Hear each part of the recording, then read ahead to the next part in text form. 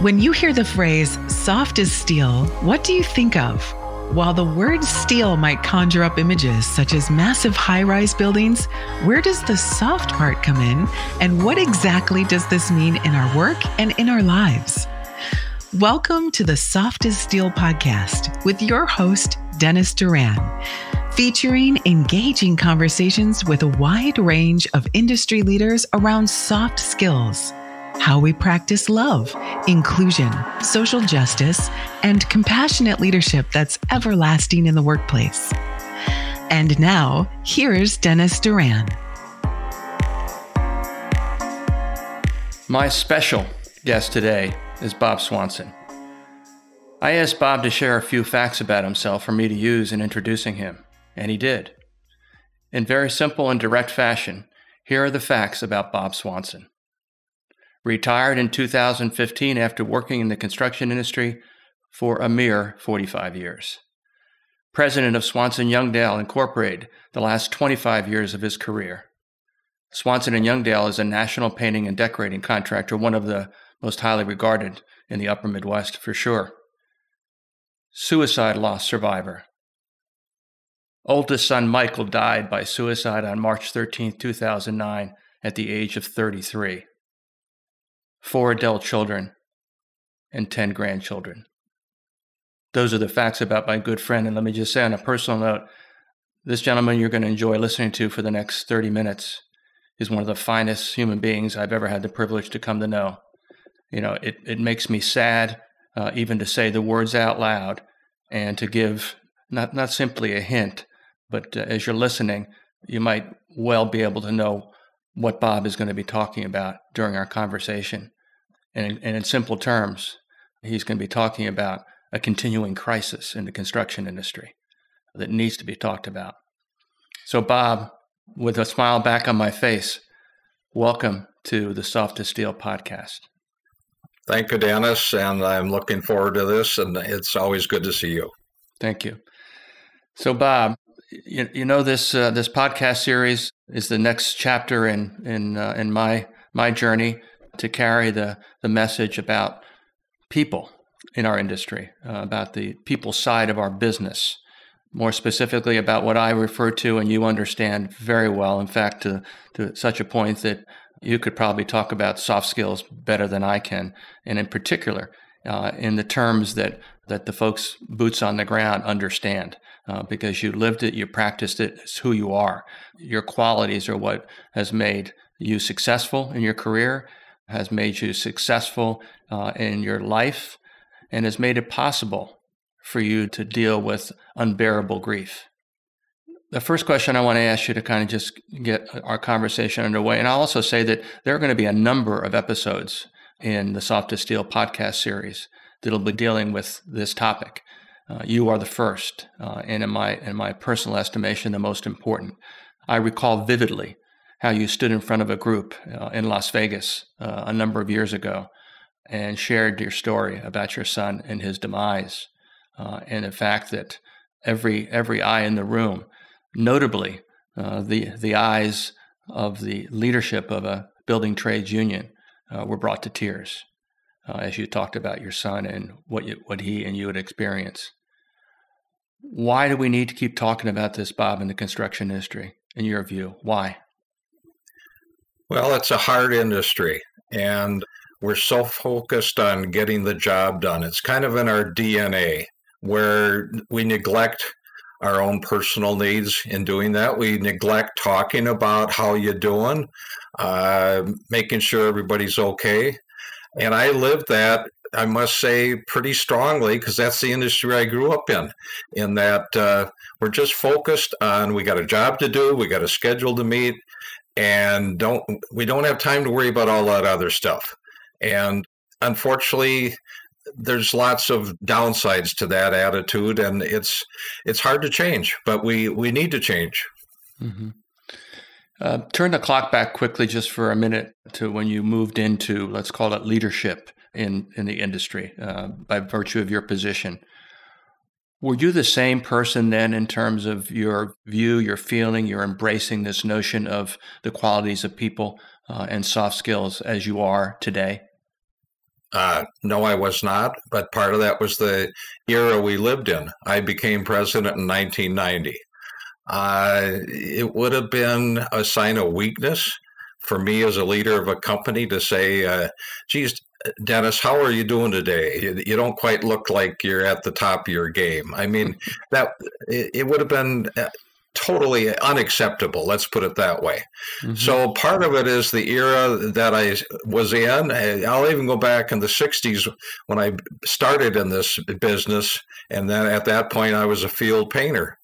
You just didn't talk at all about your feelings at all. Manhood, you don't talk about it. And as I grew up as in a family that my dad was in the industry, back to that, I remember as a young boy, big boys don't cry, bury your feelings. And all that was so embedded in my DNA and most of my fellow workers' DNA. So I was not the person that I am today. I've learned a lot. Thankfully, I've grown. But when I first became a leader of the company in 1990, it was just go get them, get the job done. And that I didn't even worry about anything else. Yeah. So back then, what was motivation all about? How did you motivate people back in those days? Well, I think I motivated being clear about what needed to be done, being clear about how to get there. But I think I've always listened to people that have a job to do and get their input and get their buy-in. And then it's a we. I never looked at whatever title I had that I was any better than anybody else. I always used to say, I just got a different job, different responsibilities. But if I don't do my job, I impact you negatively. And if you don't do your job, you impact me negatively. So it was always a we. And I just always wanted to get input from people. And a lot of times I didn't even know what the solution was. It's like, I think leaders really betray themselves when they think they have all the answers. The people you're leading most of the time have the answers. And it's just a matter of pulling that out and guiding them along. And to say the least, you're a very humble person. But I'm going to ask you this question anyway. If I were to ask someone who worked for you 30 or 35 years ago to describe what kind of a person you were in their eyes, what do you think they would say? Well, I would hope they'd say Bob is a very caring person. He cares about my well-being. Bob never expects more out of any of us than he expects out of himself. He's fair. And those are some qualities I guess I would expect or hope that people thought of me. Mm-hmm. So you just used three words that are qualities, are soft skills, to describe what people would say about you. And this is 30 to 35 years ago. So your thought is, as you reflect back, on the one hand, and I think very correctly, you described the nature of the immediate workplace, the job site, and what interacting with people to get them to get the job done was all about. But by the same token, how you did it, even all those years ago. And I think I'd love to get someone to do a cameo appearance and come on and say, well, let me tell you about Bob Swanson 30, 35 years ago. Someone that knew you then, and I'm certain, because I feel like I know you fairly well. I'm certain they would use those very words you used. In fact, you probably recall, one of the things that I put in my book was, a question to ask the reader. What do you think people would say about you? And I think that just suggests that you, as a member of our generation, had an implicit understanding about the fact that at a minimum, in dealing with people, if you want to get them to do what you need to do on a consistent basis, you got to demonstrate that you care. The other term in construction might be that you give a shit. Excuse my French, but that's construction terminology. Reasonable and fairness. That those are akin to that higher plane where you talk about having integrity, being honest, being trustworthy. Do you think people that work for you when you were in leadership in your company, do you think people that expected if you said it, that's what he meant and he would do what he said? I would hope so. And I think I tried my best to always adhere to that. I'm like any other human being. There were probably times I didn't adhere to that for various reasons. But if I said something that I was going to do, I meant to do it within all reason. And sometimes there might have been extenuating circumstances. But if I told somebody, hey, we're going to get this equipment, or I'm going to make sure we get something done. And I had that same feeling towards our customers. I felt my word was my bond. And if I told a customer, we as a company were going to accomplish something, I expected that to happen. And I didn't think twice that we couldn't do it. And in the same hand with employees and suppliers, I had a lot of good relationships, and that's the other thing. You need a lot of partners to make this work. It was never about me. It was never about just me and just the company, but we had great partners, many, many suppliers that helped the company succeed, our labor partner, and just a lot. And look, even at the apprenticeship program, and it's just so many different partners and pieces that make it all come together. Yeah. Yeah. So you mentioned relationships, which, as you know, is to me is the end game. You need to be a good person to work for or work with in order to be able to build long-lasting relationships. And I think you, by what you're saying, you would agree with that. When you think, so again, thinking back, as time progressed from 30 to 35 years ago, let's just capture that chunk of it. As time progressed, how you went about building and maintaining relationships with a variety of partners, whether they were suppliers, subcontractors. You alluded to the union as your labor partner. Did how you went about building and maintaining those relationships change as new generations of people came into your equation? Or you've been doing it the same? I think by and large, I did it the same my whole career. I must say, as people changed, that it was challenging, but always exciting. So, as you know, over time, people get promoted, people retire, etc. Now you got a new face. Well, you can't just go on your old laurels. Geez, I'm Bob Swanson, and I'm so darn good, and nice to meet you, Dennis. That doesn't get you anywhere. We had to start at square one. So I always found that challenging but exciting. Here, I got a new supplier representative here, or a new business rep, or a new employee, new general contractor I've never dealt with. And I got to just start at ground zero, build a relationship. And the first, let's face it, it's built on trust. And usually the trust was from a general contractor. We got to get something done, and I better darn well make it happen. With a supplier, it was kind of the reverse. You better get my paint on the job site when I want it, or we're going to have a problem. And then it was honesty. Nobody likes surprises. So it was like, maybe we couldn't get the right equipment for something.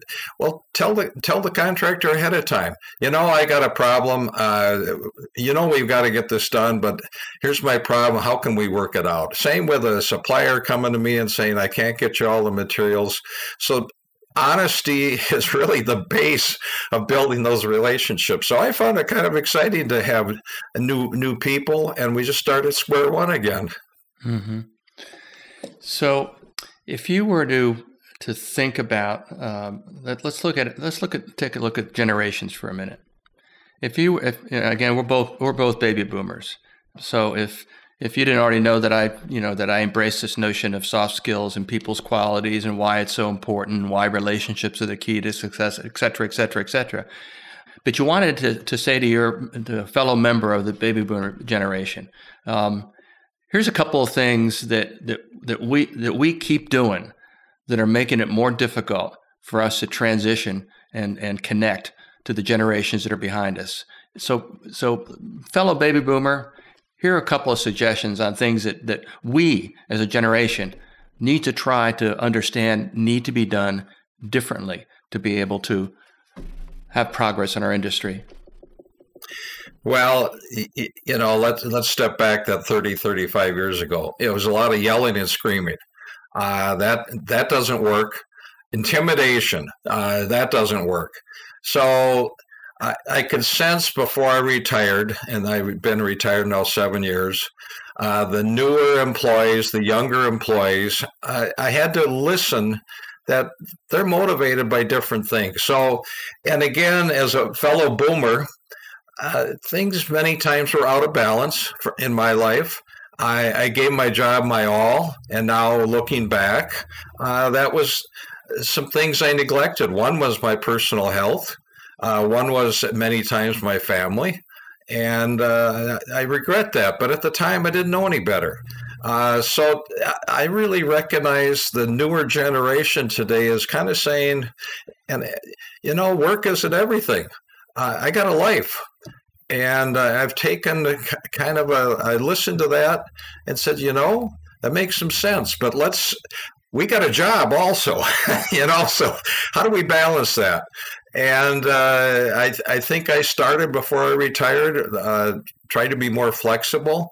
But I must say, as a leader of a company, it was always that we got to get a job done. So that's always the tension. Let's put it that way. Yeah. So, in short, and you nailed it, as I knew you would. I probably should interject. This is intended to be a conversation. I didn't dream these questions up like yesterday. They're just, and you know me well enough to know that sometimes I do fly by the seat of my pants. But what you just said basically is that we as a generation need to recognize that we're different than the younger generation. That what motivated us was blunt force when we were coming up, and that just doesn't work anymore because now we call it harassment and job site safety issues. And so we just need to be accepting of that new reality and make sure that we don't miss the opportunity to pass along, both from a technical standpoint as well as from a relationship standpoint, all the best things that we can to help them. Does that sum it up for you? It sure does, Dennis. Yeah. So let's talk a little bit about, now move more into the topic of the facts that you provided me with regard specifically to the loss of your son, to mental health and suicide. When you began, you basically turned to a new chapter in your life at his passing. Share with our audience about the what, the why, and what you've done just in a general way from that point forward to deal with this, and in a way that is intended to help folks. Sure. Well, first off, losing a child, and it doesn't matter if it's suicide or a disease, a traffic accident, it's unbelievably devastating as a parent. I can't put it in words, because until you experience it, it doesn't make sense. It's like your whole world got blown up. Every premise that I had prior to that, provide and protect your family, was drubbed into me as a young man. It blew up. I lost a son. And then suicide deaths even harder because it doesn't make sense. What was going on? How much distress was our son in? I still pain over that, and I'll never heal from it. So, and thankfully, I have a strong faith. But for a few years after Michael's death, I was very angry at the God I believe in. I had a lot of guilt. Those questions of why me, why us? We were trying to lead a good life. Why did this happen? Why didn't I go instead of my son? All those questions. And it was a long journey of a few years through prayer. I just said, what am I supposed to do with this? And through prayer and through other people, it was like, you need to talk about this. And it's like, I don't want to sound like I'm so darn good, but it was almost like I was chosen. This is my new calling. The other piece, when you lose a child, a lot of things that motivated me and made sense before don't even make no sense anymore. A good example, I was an avid sports fan of all of our professional teams. Today, I could care less. It doesn't mean anything. Another thing, I loved to drive. I had a Corvette, enjoyed it immensely. After Michael's death, it sat in the garage for 4 years. Finally, I sold it. It didn't mean anything anymore. So my things that count now is so much people, even more than before. So as far as what I've been doing the last 7 years, I got involved with a group called Construction Alliance. And again, all this, I don't want to sound like I'm being too religious, but I know my God is guiding this. I have done no marketing. People just come out of the blue. I've spoken to construction companies all around the United States, labor unions, and today I've got a presentation to, in addition to this, to NAMI, Minnesota. We have total misunderstanding of what people living with mental illness and substance use is all about. We blame them. I blame myself as Michael was on his journey. I mean, we lived this journey for over a decade before his death. Actually, I would say 2 decades. We didn't know it.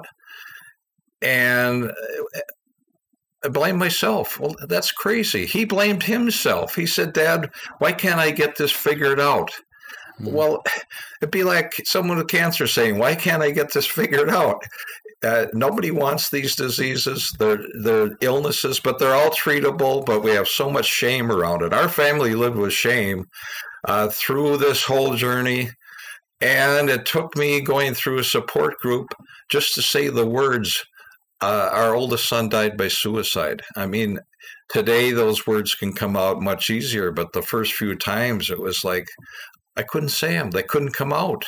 It's because there was so much shame around that. So I want to give people the hope that we can put emphasis on still getting the job done, but let's take care of our people. Let's take care of our friends, our neighbors, and we'll all be better off. And it's just sometimes that reaching out and saying, how you doing? You don't look like you're okay.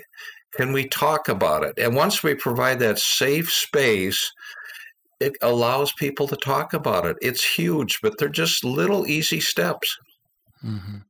Yeah. Bobby, you and I both are old enough that we remember what the outlook of the industry was, and I'm referring specifically to our construction industry, with regards to personal safety. It's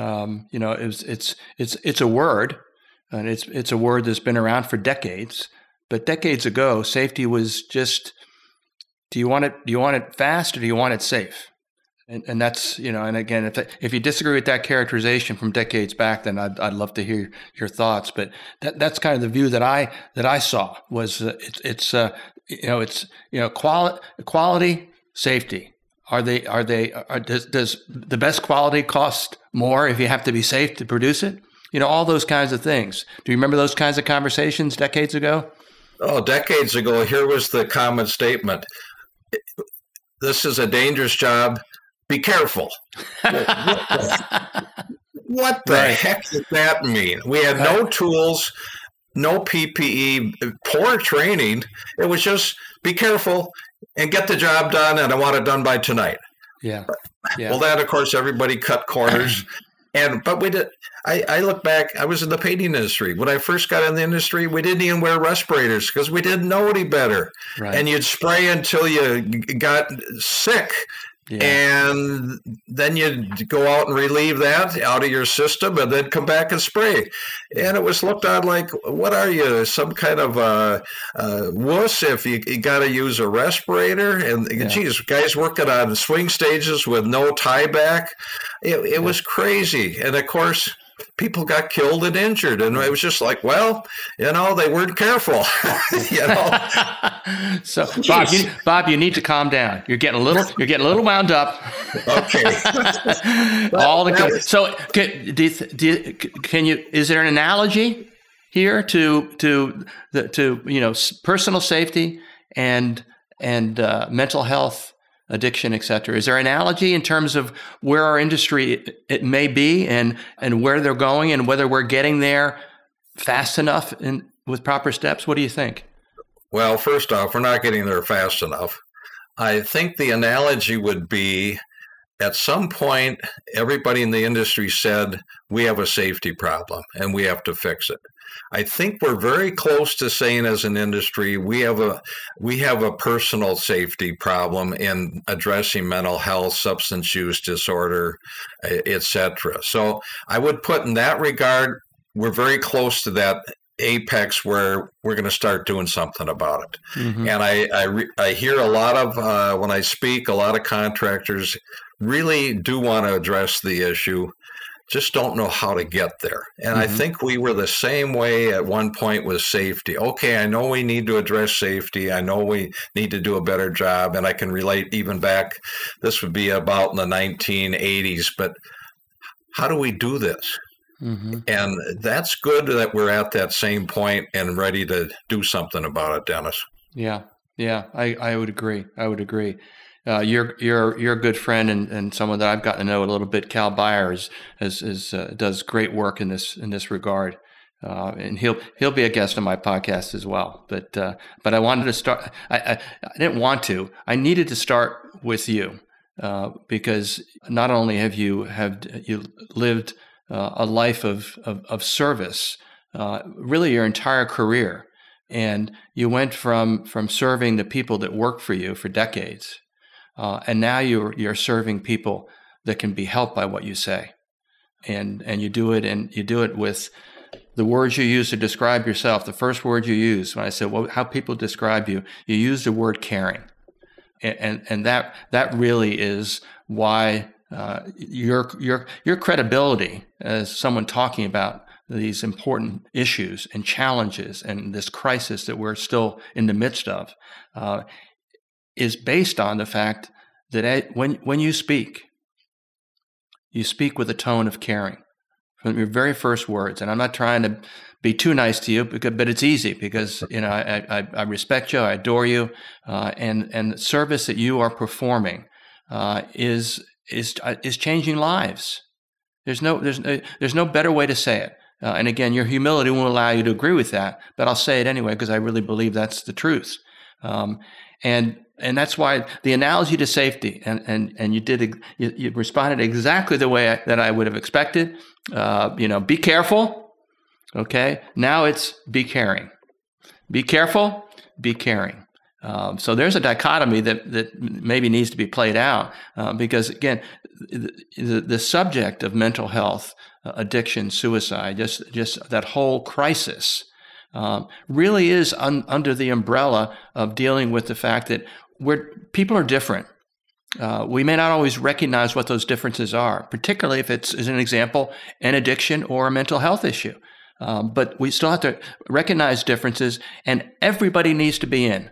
And that's under the banner of what I refer to and talk about quite a bit, and that is inclusion. And then carrying it on to this notion that it's a matter also of social justice.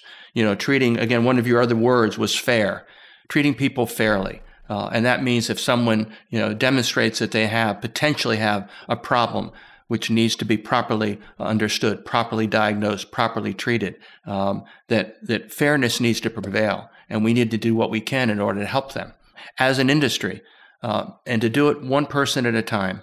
So again, your message is magnified across the industry. And I think that the difference you are making will only help us get to where we need to be. What else do you want to say about where you are in your journey as we come to the close of our time together?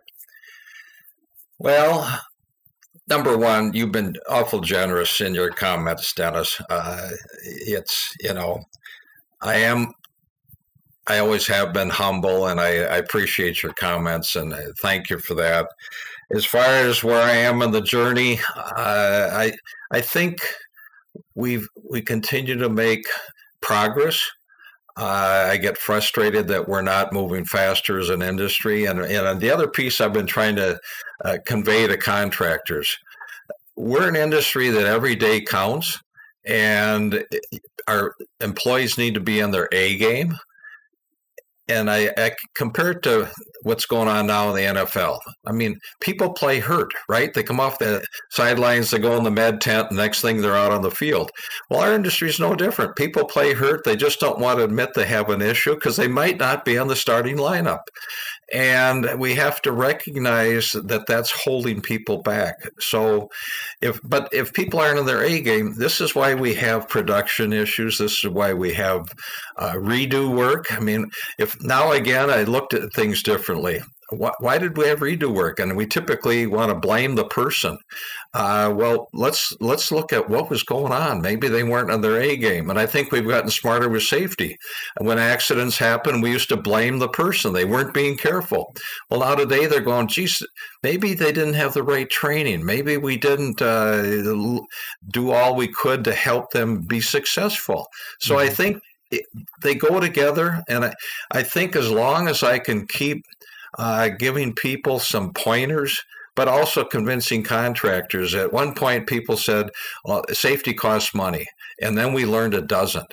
Well, addressing people's needs, mental health, substance, it's going to cost money. No, it's not. It's going to save money. But more than that, what's the cost of losing our people and both losing them as your employees, but maybe losing them as far as an effective person? There's huge costs. So we just got to look at things a little different. And we'll be a better industry. We've been hard on the last piece is recruitment. We have a really tough recruitment. Well, geez, let's say big screen.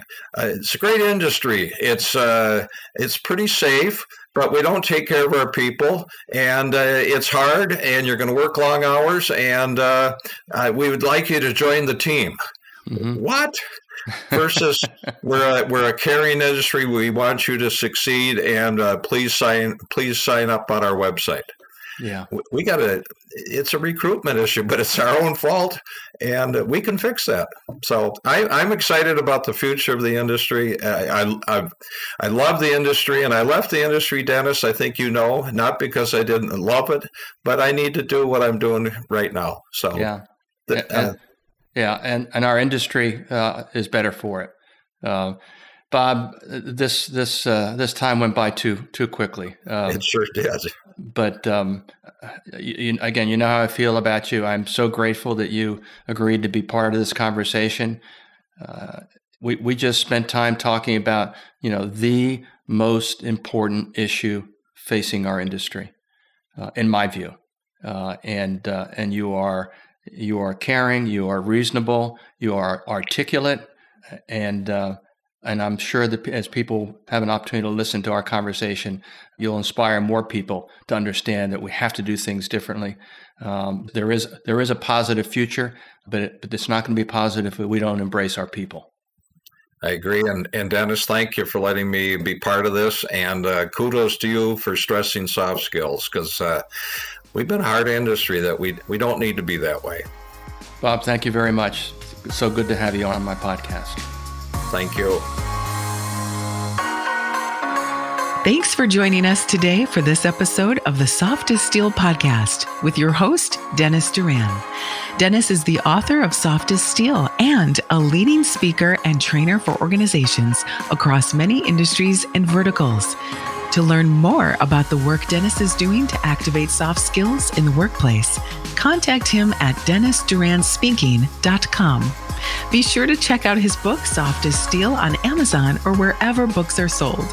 You can subscribe to this podcast on iTunes or wherever you'd like to get your podcasts.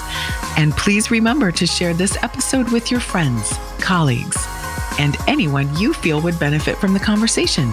We'll see you next time on the Soft as Steel podcast with Dennis Doran.